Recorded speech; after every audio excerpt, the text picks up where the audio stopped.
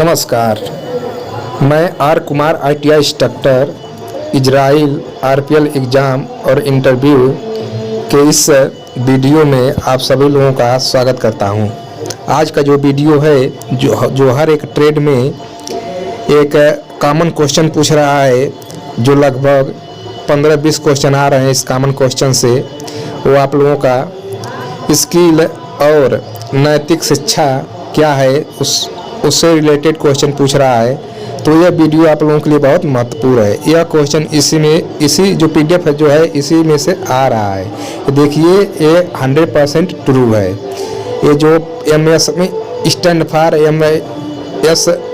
MI जो का full form जो पूछा है, देखिए आप लोगों की स्क्रीन में दिखाई दे रहा है। शटरिंग कारपेंटर और ट्रांसमिशन में आ चुका है। देखिए, ये सबूत आप लोगों के सामने है। तो सेम इसी PDF से कॉमन क्वेश्चन हर एक ट्रेड में पूछे जा रहे हैं। तो आप लोग ध्यान से इसको देखिएगा। जो भी मैं देखिए वीडियो बनाता हूँ 100% ट्रू, क्योंकि मैं खुद एक टीचर हूँ। अब मुझे झूठ बोलना नहीं आता है। जो भी मैं गाइड करूँगा वो सही रास्ते पर गाइड करूँगा। आप लोगों को झूठा दिलासा नहीं दिलाऊँगा, न कि झूठा कुछ चीज़ मैं वीडियो बनाकर अपलोड करूँगा। तो आप लोग भरोसा करिए, जो भी चीज़ मैं प्रोवाइड करूँगा उसमें आप लोगों का हित के लिए ही होगा। तो चलिए हम लोग वीडियो स्टार्ट करते हैं। तो पहला क्वेश्चन इसमें जो है इस PDF में जो इसी में से क्वेश्चन पूछा जा रहा है। तो पहला जो क्वेश्चन है वो पूछा है कि वह व्यक्ति जो व्यवसाय की शुरुआत से जुड़ा होता है कहलाता है।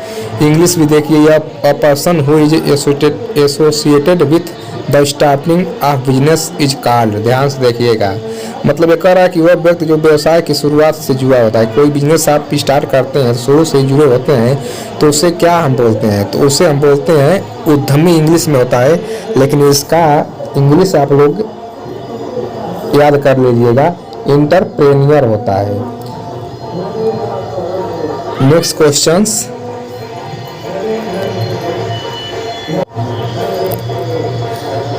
नेक्स्ट क्वेश्चन है, छोटे पैमाने के व्यवसाय की तुलना में बड़े पैमाने के व्यवसाय की आवश्यकता होती है। As compare to small scale business large scale business required. मतलब छोटे पैमाने के व्यवसाय की तुलना में बड़े पैमाने के व्यवसाय की आवश्यकता होती है। मान लीजिए कोई बिजनेस किए आप, वो छोटा है और वो उसके तुलना में अगर कोई बड़ा बिजनेस है तो किसकी आवश्यकता पड़ेगी? अधिक, लेस नंबर ऑफ पर्सन, व्यक्तियों की कम संख्या होगी, पूंजी की कम संख्या होगी, अधिक संख्या में व्यक्ति, छोटी मशीनें और उपकरण। देखिए, अगर आप बिजनेस छोटा है तो कम पूंजी भी लगेगी, कम व्यक्ति भी उसमें लगेगी। लेकिन अगर बिजनेस छोटे से अगर बड़ा बिजनेस कर रहे हैं तो उसमें अधिक संख्या में तो उसमें जो व्यक्ति लगेंगे, मोर नंबर ऑफ पर्सन, यानी अधिक संख्या में व्यक्ति की जरूरत होगी। देखिए, कॉमन क्वेश्चन नैतिक शिक्षा है एकदम है, इससे क्वेश्चन आना है, इसी में से आ रहे हैं। तो इसका राइट आंसर क्या होगा? Option C. आंसर भी नीचे दिया गया है, देखिए इस PDF में मैं ऑलरेडी नोट कर दिया हूँ। आंसर सी है।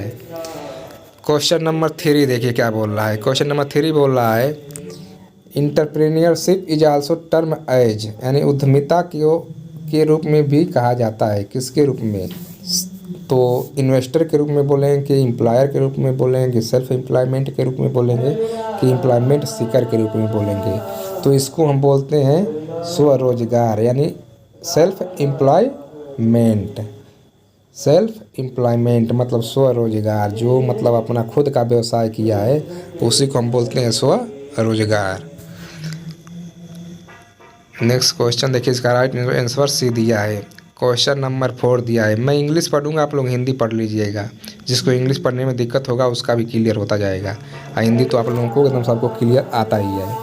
For medium manufacturing enterprises the investment in plant and machinery is between. मध्यम निर्माण उद्यमों के लिए संयंत्र और मशीनरी में निवेश के बीच है।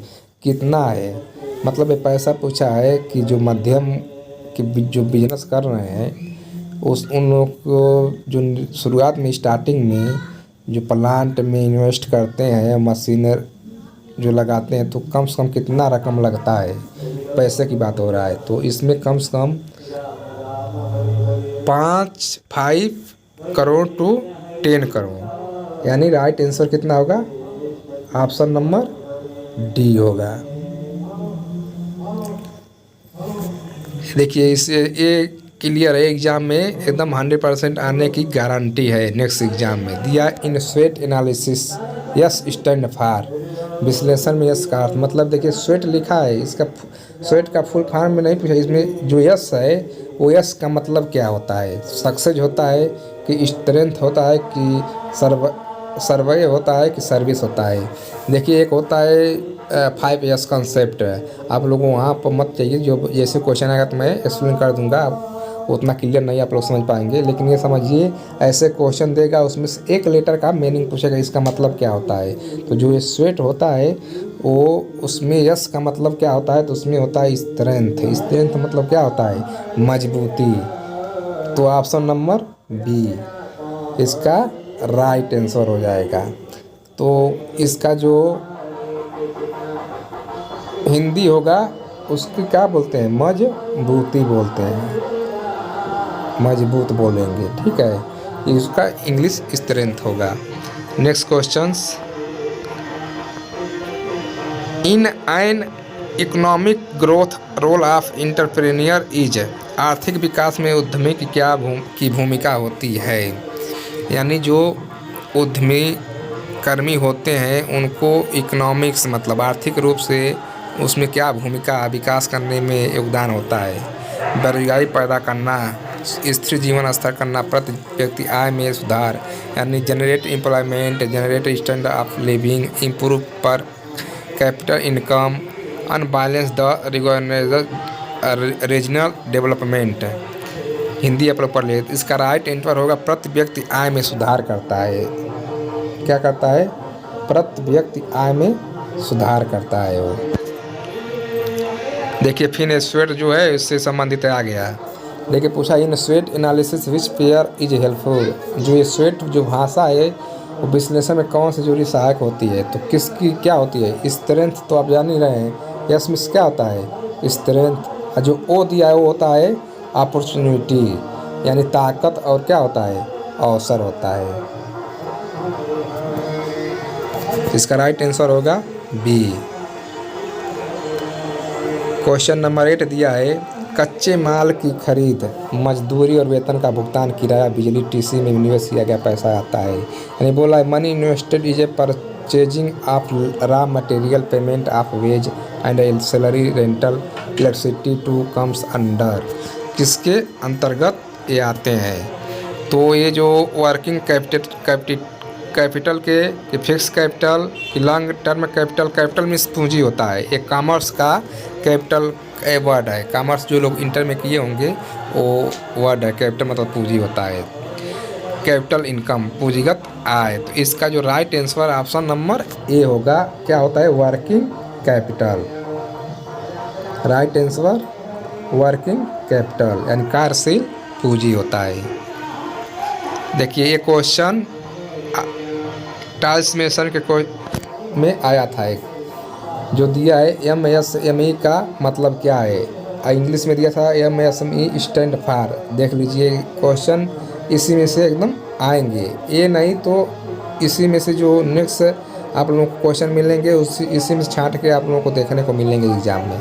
तो आप लोग ध्यान से देखिए। तो इसका जो है जो फुल फॉर्म जो होता है, तो ये micro scale and medium enterprises होता है कि micro small and medium enterprises होता है कि micro small and medium enterprises होता है कि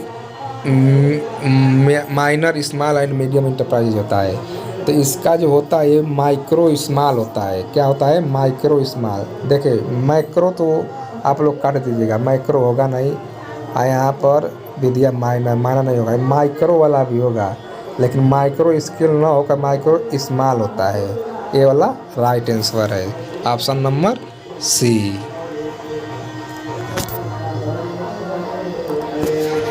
क्वेश्चन नंबर 10 दिया है विचारों, वस्तुओं और सेवाओं के सशुल्क रूप कहलाते हैं। Paid for of idea, goods and service are called. क्या कहलाते हैं? पब्लिसिटी कहलाते हैं, कि गुडविल कहलाते हैं, कि पब्लिक रिलेशन कहलाते हैं, कि एडवर्टीजमेंट कहलाते हैं। तो इसका राइट आंसर होता है एडवर्टीजमेंट, मतलब विज्ञापन। जो आप लोग देखते हैं, अगर यूट्यूब देख रहे हैं तो बीच बीच में क्या आ जाते हैं, प्रचार आ जाते हैं, तो उसी को हम क्या बोलते हैं, एडवर्टीजमेंट बोलते हैं, विज्ञापन कहते हैं। Manufacture enterprises, service enterprises, micro enterprises कि मैक्रो इंटरप्राइजेज। इसका राइट आंसर क्या है, मैन्युफैक्चरिंग इंटरप्राइजेज यानी निर्माण उद्यम।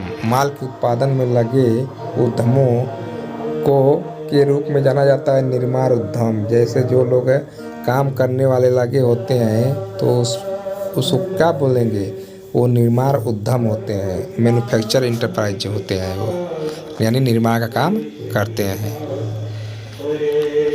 दिया द एक्सपेंशन ऑफ जीडीपी। देखिए ये इम्पोर्टेंट क्वेश्चन, इसको आप लोग इम्पोर्टेंट मान लीजिए कि ये फुल फॉर्म दे देगा नेक्स्ट एग्जाम में पूछने के लिए कि इसका फुल फॉर्म क्या है, जीडीपी का विस्तार क्या है।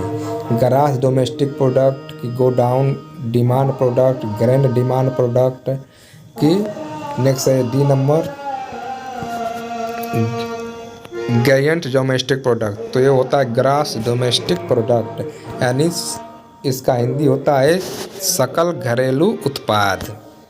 इसका जो हिंदी होता है आप लोग याद कर लीजिएगा, ग्रॉस डोमेस्टिक प्रोडक्ट का होता है हिंदी सकल घरेलू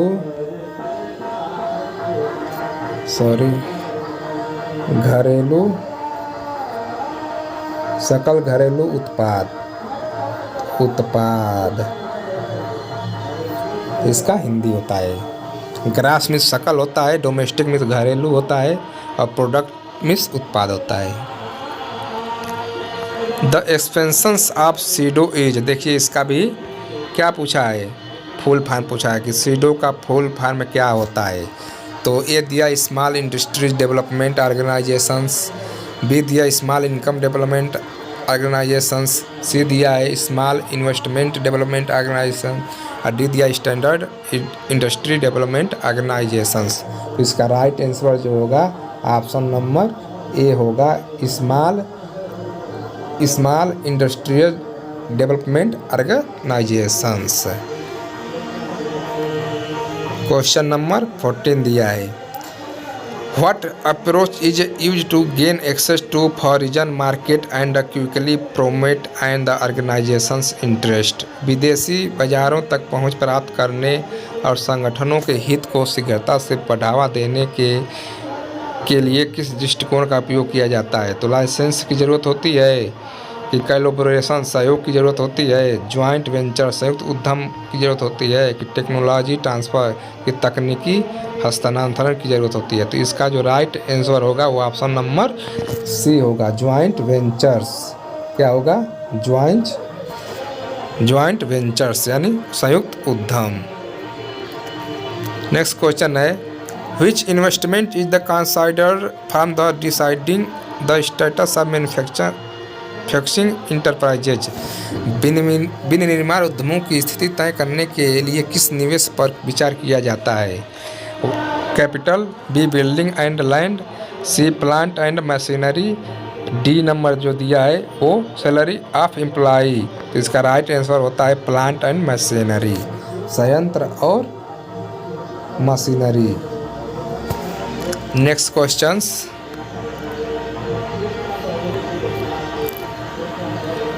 which one in the correct channel through which markets can reach customer। कौन सा एक सही चैनल है जिसके माध्यम से ग्राहकों तक पहुंच सकते हैं। तो कौन सा है, मैन्युफैक्चर पहले होगा, फिर रिटेलर के पास जाएगा, फिर होलसेलर के पास जाता है, फिर कस्टमर के पास जाता है। देखिए कोई भी चीज़ पहले मैन्युफैक्चर मतलब बनता है, फिर रिटेलर छोटे दुकानदार के पास जाता है मतलब जो बेचते हैं, फिर होलसेलर के जो मेन सेलर है उसके पास जाता है, फिर कस्टमर के पास जाता है, यानी खुद निर्माण के पास जहाँ बनता है वहाँ पर, फिर खुदरा विक्रेता, फिर थोक व्यापारी के पास, ग्राहक के पास जाता है। कि पहले निर्माता के पास जाता है कि ग्राहक, फिर खुदरा विक्रेता। देखिए कॉमन को ऐसे ही क्वेश्चन आएंगे आप लोगों को, सेम टू सेम एकदम इसी में से आएंगे, आए हुए क्वेश्चन इसमें से हैं। तो इसका जो राइट आंसर जो होगा आप लोग ऑप्शन नंबर सी है। पहले कोई चीज़ क्या होता है, मैन्युफैक्चर होता है, फिर वो कहाँ जाता है, खुदरा विक्रेता के पास, फिर उसके बाद कहाँ जाता है, मेन ग्राहक के पास। मैन्युफैक्चर होगा, फिर रिटेलर के पास जाएगा, फिर कस्टमर के पास जाएगा।